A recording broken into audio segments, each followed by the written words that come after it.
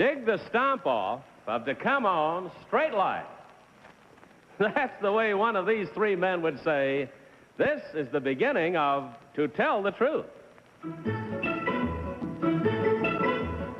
What is your name, please? My name is Elliott Horne. My name is Elliott Horne. My name is Elliott Horne. Only one of these cats is the real Elliott Horne. The other two are imposters and will try to fool this panel of squares. Tom Poston, Peggy Cass, Orson Bean, and Kitty Carlisle on To Tell the Truth with our swinging host, Bud Collier.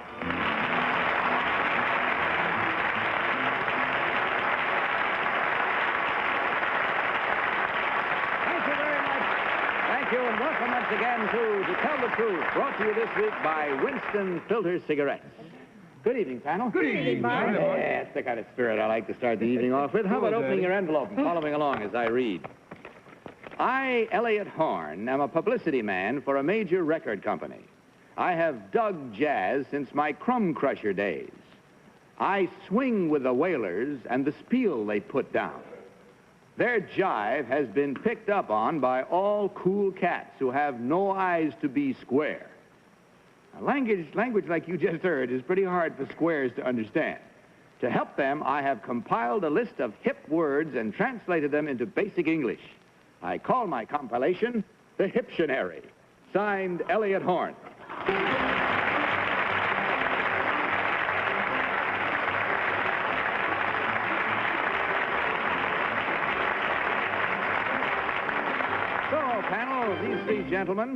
These three gentlemen all claim to be Elliott Horne, compiler of the Hip-tionary. Now, let's start the questioning with our own cool cat, Kitty Carlisle. Kitty? Thank you. I think I'm rather the square-in-chief of this panel. Would you be good enough to tell me the beginnings, the etymology of these words? Why does Doug... Which number? Number one. I'm all confused. Why does Doug mean, as I understand it, comprehend? I'm not quite sure. You don't know? No, I'm not sure at all. Number two, what is a whaler? Oh, baby, that's too hip for you, you know. I'm willing to learn. You willing to whale? Number three, I seem to recall that a room or a house is called a pad. Why is that? Oh, you have to put your head to flop someplace, and a pad's as good as anything else. Sort of a Japanese derivation. I see. Tom Poston. Number three, if I asked you if you'd ever been in the house of many slammers, would you know what I meant? I certainly would. Where would that be? That'd be down in Brill Street. Or Brill, down here on Broadway. The house where we all swing. Number one, what does it mean if one cat says to another that somebody can really lay down a lot of iron, or he lays down plenty of iron? What does that mean? I think it means he's probably a good dancer. Thank you. Number two, do you know who Handsome Harry the hipster was? Oh, yeah, Daddy. Oh, cool, man. Well, lay it on me, Pop. Wow. You're beautiful. You really want to know who Harry was? Yeah.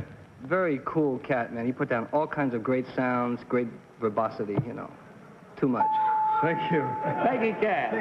Number two, please. Who is Sasha Berland? Number two? I really don't know. Number one, what's Charlie Parker's nickname? Bird. Number three, what's Earl Hines' nickname? I really don't know. Number two, what's a crumb crusher? Yeah, I love that. Oh, that's a little hipster, baby, you know. A baby hipster? Yeah. Sounds like a zoo. What's the spiel mean? The whalers put down the spiel. What's the spiel? Who? The spiel. Oh, number one, I'm so sorry. What's the spiel? Spiel? What You spiel? say spiel, it should be spiel, you know. It's German. Not here it is. Do you mean spiel? Yes, I do mean spiel. That means to wail, to talk. I see. Number... I had a little spiel in there myself. Orson Bean. Yes, gentlemen, I consider myself hip, and I would be very pleased to know, what does the guy mean, number three, when he says... No, I don't want to ask number three. Number one, what does the guy mean when he says, nix the fuzz? Nix the Fuzz. I know the fuzz means, the police, but Good. nix the fuzz, I'm not hip to. No. Number 2, if a man was desperately in need of bread, what would this fellow want? Gold, man. Gold, man, all right. Number 3, if a music critic were to say that Wanda Landowska blows crazy harpsichord, for instance, what would he mean? Out of left field, it is just great. It's beautiful music. And And that's it. Blows a harpsichord. Well, anyway, I like it. you blow crazy drums, you blow harpsichord, I you blow know. anything. Okay, let's get up to the voting now because that's what it's time for. No more questions are allowed, so mark your ballots at once without change. No consultation, as you know, permitted. And just vote, if you will, for number 1, number 2, or number 3. The team of challengers will receive, of course, $250 for every incorrect vote. Are all ballots marked? Oh, fast and to the point. All right, Tom, for whom did you vote? I voted for number 1, Bud. I think anybody that knows that laying down plenty of iron means he's a good tap dancer has got to be there. And Handsome Harry the Hipster is a piano player. And House of Many Slammers is a jail. Oh, yeah, because they slammed So many doors. Peggy Cass. Oh. I voted for number 1 as well, because it's Earl Fatherhines, and if you're a musician, if you know all that hip stuff, you ought to know who Sacha Berlin was, maybe. I mean, all my jazz friends know him, so I voted for 1. Orson B. Well, I think number 2 is a ringer. He looks like he blows crazy Blaze fiddle to me, or something. Sorry, folks. Blaze? Squares. And I voted for number 3 because I think that you would have to have something of the intellectual about you to compile a dictionary, even a Hip-tionary. And he looks like a professor from a small college in the Midwest, born of normal parents. Cool Kitty. I voted for number 1. I think he looks like a small crumb crusher. I'm going to try to get into the swing of things. And he also looks like enough of an intellectual to have compiled a dictionary. I think he looks more intellectual than number 3. Well, we'll argue that out later, but right now, that's all of the voting, and so let's reach for it and find out whether we've come up to the truth or had it turn and walk away backwards from us. We'll see which of these 3 gentlemen is the real compiler of the Hip-tionary right now. So will the real Elliott Horne please stand up? Thank you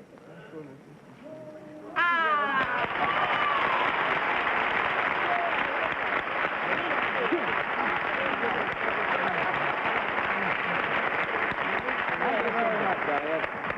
And just for the record, Elliott Horne works for RCA Victor, and his compilation, The Hip-tionary, has been recently published by Simon & Schuster. So much success with it. Good luck. Indeed. Thank you. Thank you very much. It's a high time somebody began to break through this fog that surrounds this language and taught the general public what they mean. Number 2, you learned it well. What is your real name and what do you really do? My name is Jason Kirby, and I'm an art director for Revlon.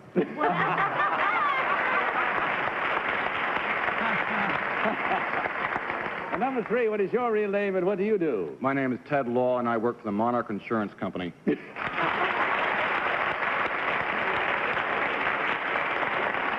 Well, gentlemen, you've done all right. There was 1 incorrect vote only, but that is worth $250, and that is what is coming your way from Winston Filler Cigarettes and, of course, a carton of Winston's on your way out. Thank you very much for sharing your evening with us, and hope you had as much fun as you gave us. Good night, and God bless you.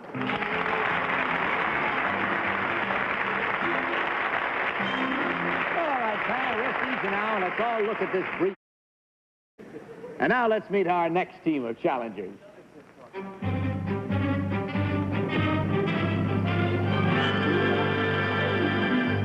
What is your name, please? My name is Gigi Robin. My name is Gigi Robin. My name is Gigi Robin. Very well, panel. Will you follow along while I read from this copy? I, Gigi Robin, am a former telephone operator turned bowling instructor. My current assignment is to make bowling as popular a sport in Europe as it is in the United States. To preach my gospel of bowling for fun and relaxation, I travel all over the continent giving lessons. The majority of my pupils are the leading business executives of Europe. My theory is simple. If the boss goes bowling, so will his employees. Signed, Gigi Robin.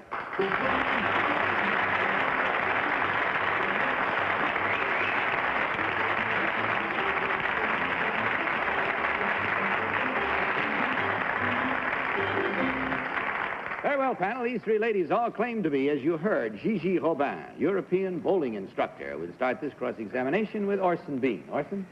Yes, Mademoiselle Robin, numéro 1. Is it Française? You can't Oui, talk monsieur. in the Well, I knew she was. I mean, with that kind of beautiful face. You are French, number 1. Oui, monsieur. Do the bowling balls in France have the same number of holes in them as ours? Yes, And are they the same size? yes. And where is there a bowling alley in Paris? On the Champs-Élysées. Ah, number 2, are you French? Yes, I am. And is that the only bowling alley you know of in Paris? No, Boîte Boulogne. What, Boulogne? there's one? Marly-le-Roi. Yeah. Number 3, are you French? Yes, sir. All you ladies are French. What is whiskey à gogo? Are you talking to me? Yes, number 3, whiskey à gogo. That was an English picture. An English picture? Oh, how wonderful. Number... Kitty Carlisle.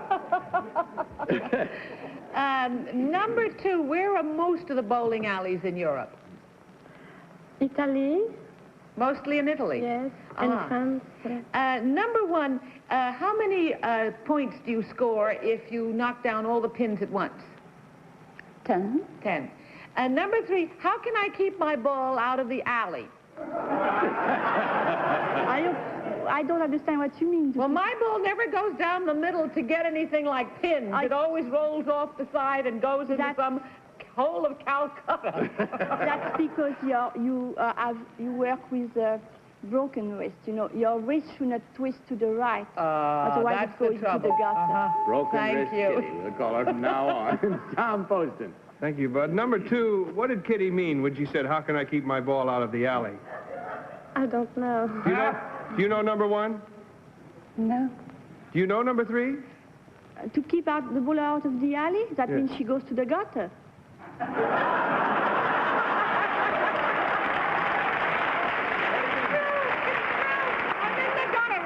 I won't believe it of you, no matter what. Thank you. Number 3, what do they call bowls in Italy? Well, there is in the 10 pins, it's called bowling, but they play another game called bocce. Thank you. Is there a difference between 10 pins? And Peggy Cass? Yes, there is. Peggy? Number 2, what kind of wood are the alleys made of? It's wood from Sweden. Number 1, what tree does it come from? I do not know. Number 3, could you answer that? Well, yes, it's one part of the alley is made of pine wood, and the two other third are made of maple. Thank you. Number 1, what are duck pins? Oh, duck pins are small pins. And how many balls do you use when you bowl duck pins, number 2?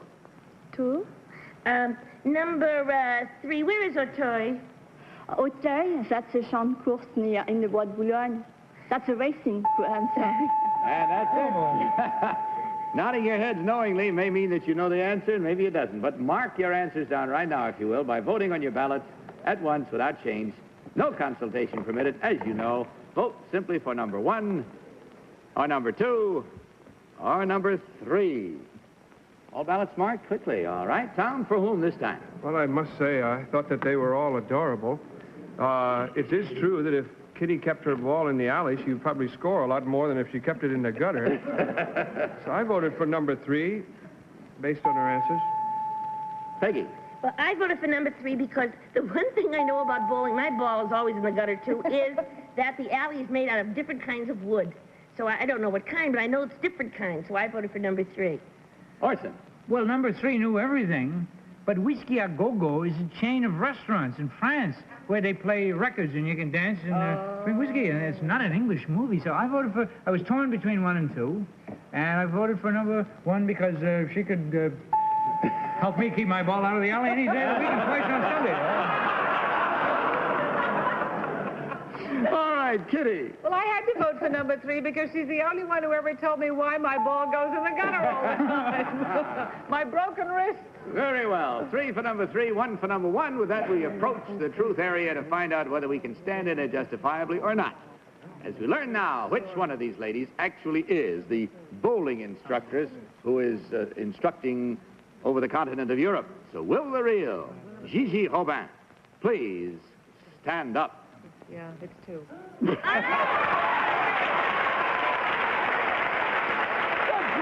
Wonderful job.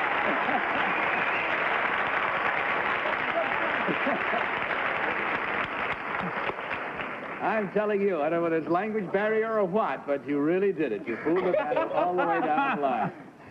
Gigi Robin, incidentally, uses 3 languages to teach bowling in 4 countries for AMF, American Machine and Foundry Company, the employer for that. And how long have you been doing this, Gigi? 10 months now. You enjoying it? Yes, I'm actually. Good. Number 1, would you tell us your real name and what you really do? My name is Monique Gordon, and I am a secretary for the International Student Travel Center.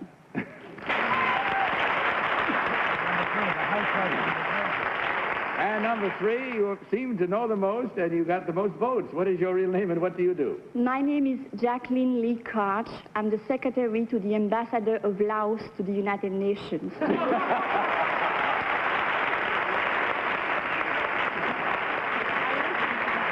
Well, you did a great job of acting, I'll tell you that. Nervous or not, you really did it. And, of course, when you get all incorrect votes, that means 4 times $250. In American money, that is $1,000, ladies. Enjoy it, and may it bring you great happiness as you did to us. Thank you for that. That comes to you from Winston Filter Cigarettes, and you'll pick up a carton of Winston's on your way out. Good night, and God bless you.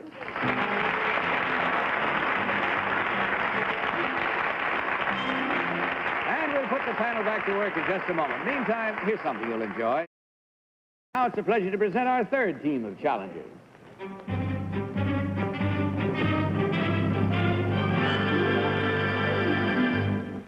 What is your name, please? My name is Cliff Foss. My name is Cliff Foss. My name is Cliff Foss. Panel, please follow along with this story, if you will. I, Cliff Foss, am an airplane pilot, an amateur movie cameraman, and a crack shot with a rifle or shotgun. I have managed to combine my 3 skills into one job, that of professional bounty hunter. A bounty hunter kills only those vicious animals with a price on their head, such as coyotes, foxes, and wolves, who prey on game birds, farm animals, and deer. Alone in my plane, I fly at 10 feet above the ground with a control stick between my knees and my elbow on the throttle. Both my hands are thus free to operate the movie camera and the shotgun simultaneously. I estimate that in this manner I have shot more than 12,000 predatory animals, some 15,000 feet of film, and have collected in bounty money about $80,000. Signed, Cliff Foss.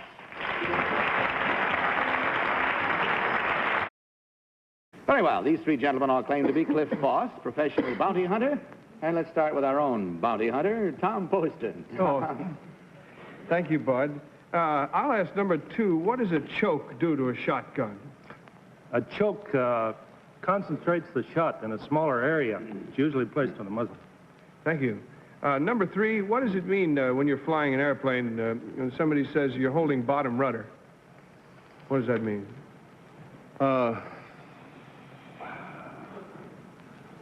No, I couldn't give you that. Well, suppose, for instance, number 3, that you were in a turn and somebody said you were holding bottom rudder. Well, you're holding it too hard. Thank you. Number 1, what is the heaviest shot included that you can buy for a shotgun? The grade of the shot in the... Double-aught buckshot. Thank you. Oops. Peggy. I didn't know they still had bounty hunters. Number 2, where do you fly for this? Whereabouts in the country is your beat? Well, my home is in South Dakota, and the area I fly over is around there, and then Canada. And number 3, where do you fly? South Dakota. And number 1, where do you fly? South Dakota. It says you fly 10 feet above the ground. Don't you have it? Number 2, aren't there very many bushes in South Dakota? That's like hardly taller than I am. No, South Dakota is a very flat country and hardly any trees except along the streams.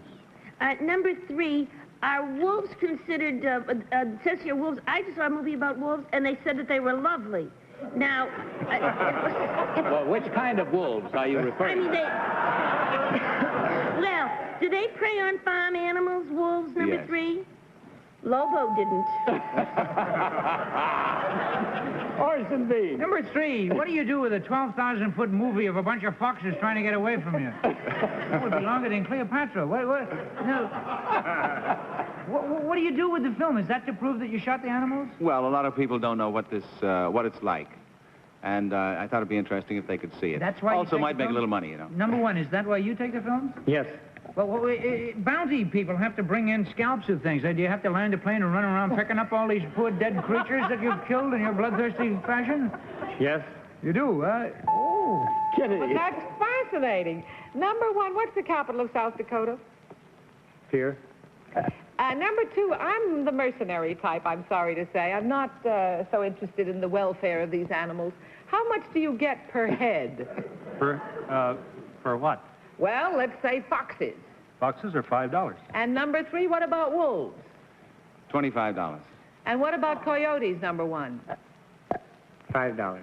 Well, now, number 2, when you run around trying to pick up all these animals, where do you put them in the plane with you? Or you have a truck follow behind, or what? No, you get out and skin the animal immediately and keep his hide. Oh, and put that in the plane. Yes. Very light. Let's face. All right, there we have it. After this happy little thought, we come to the point now of marking our ballots. So will you please do so? Mark them at once, without change, no consultation permitted, as you vote now for number 1, number 2, or number 3. Is everyone marked? All the way down the line. Tom, for whom did you vote? I voted for number 1. I thought he had that keen eye of a guy that needs to operate an airplane and a movie camera and a gun at the same time. He does? He doesn't? Well... Peggy, what is your choice? I voted for number 1 because I don't believe if you only get $5 for a coyote, they'd give you 25 for a wolf. And also, when Kitty asked the capital of South Dakota, I always thought it was Pierre, like they say in school, and he said Pierre, as though he really lived there and knew about it. I think he's from South Dakota, and I think he's the bounty hunter. Orson B., what is your choice? Well, I only know the capital of North Dakota, so that didn't help me. What is it, Orson? I think it's Bismarck. Is it? See, Daddy knows. Number 2's, I wouldn't, if you couldn't pay me $5 to skin a coyote, I voted for number 1 because he looks plenty of eye and stony of heart. Kitty. Well, based on the sharpness of their eyes, number 3 has the sharpest eyes. But I voted for number 2. Oh, you like that? Well, he looks like the outdoorsy type, and he wouldn't mind skinning a coyote or a wolf and putting it in the plane with him and taking it home. Orson minds, though. All right, there we have it. The votes are all in. Minds made up. Let's go now, shall we, and find out whether we've come out of this well as before or not as well or just how. It didn't do too well that one time, the last round, so let's see what we do this time, as we find out which of these 3 gentlemen actually is the professional bounty hunter. Will the real Cliff Foss please stand up? No.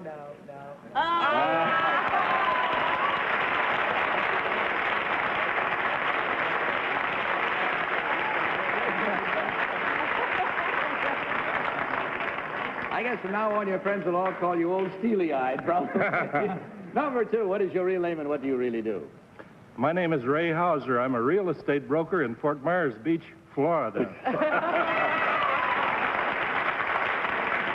And number 3, what is your real name, sir, and what do you do? My name is George Jones. I'm a janitor from Brooklyn.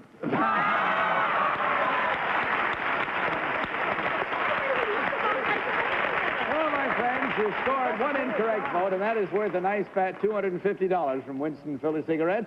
On your way out, you'll also pick up a carton of Winston's, but we do hope that you have enjoyed your visit to us as much as we've enjoyed having you here. Look upon it as a happy visit.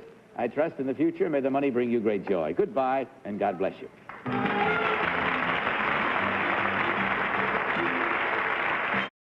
Just about time for me to say good night to my fellow squares. Good night, fellows. And don't you forget, all of you who've been so nice to be with us tonight, to join us again next week at the same time. I'll be with you tomorrow afternoon on the daytime show. In the meantime, speaking and saying good night for Winston Filler Cigarettes. May I remind you, please, to tell the truth. Good night. To Tell the Truth is a Mark Goodson, Bill Todman production.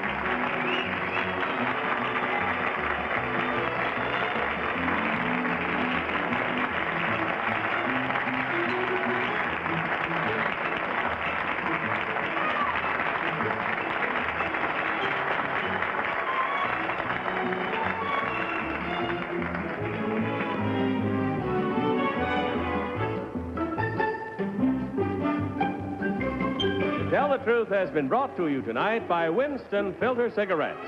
Winston tastes good like a cigarette should. This is Johnny Olson speaking for To Tell the Truth. This program was recorded.